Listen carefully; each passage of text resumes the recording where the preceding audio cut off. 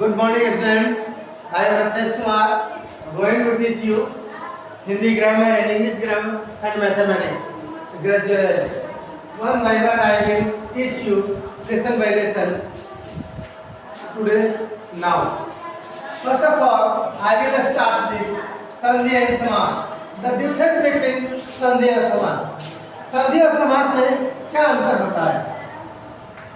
संधि और समास में क्या अंतर होता है? संधि और समास में संधि दो वर्णों का मेल है, संधि दो वर्णों का मेल है, जबकि समास दो शब्दों का मेल है या दो पदों का मेल है। संधि दो वर्णों का मेल है। संधि दो वर्णों के मेल को कहते हैं। संधि दो वर्णों के मेल को कहते हैं। दो वर्णों के मेल, जबकि समास दो शब्दों के मेल होता है।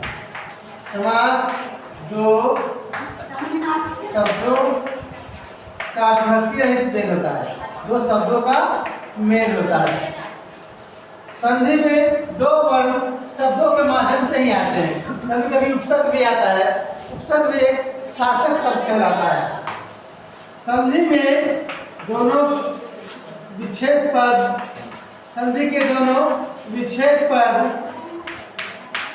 तत्सम शब्द होते हैं। कैसे शब्द होते हैं? तत्सम शब्द। दोनों तत्सम शब्द होते हैं और दोनों खंड सार्थक होने चाहिए।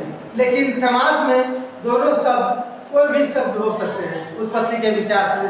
तत्सम, तद्भव, देशज, विदेशज और संकर भी हो सकते हैं। आज हम जानना चाहते हैं कि संधि और समास में मेन अंतर क्या है। संधि के दोनों पदों को अलग अलग करना विच्छेद कहलाता है। विच्छेद कहलाता है। संधि का विच्छेद कहलाता है। समास में विग्रह कहलाता है।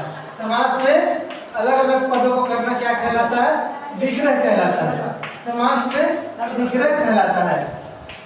संधि के बनने वाले शब्द संधि पद कहलाते हैं। संधि पद। समास से बने हुए नए शब्द क्या कहलाते हैं? समस्त पद कहलाते हैं। समस्त पद कहलाते हैं। समस्त पद कहलाते हैं। और संधि में तत्सम शब्द का प्रयोग होता है। समास में तत्सम, तद्भव, देशज, विदेशज, अर्ध तत्सम और संकर शब्द का प्रयोग कर सकते हैं। संधि और समास से यही मूल अंतर है। हम अगले स्लाइड में मिलते हैं थोड़े से ब्रेक के बाद।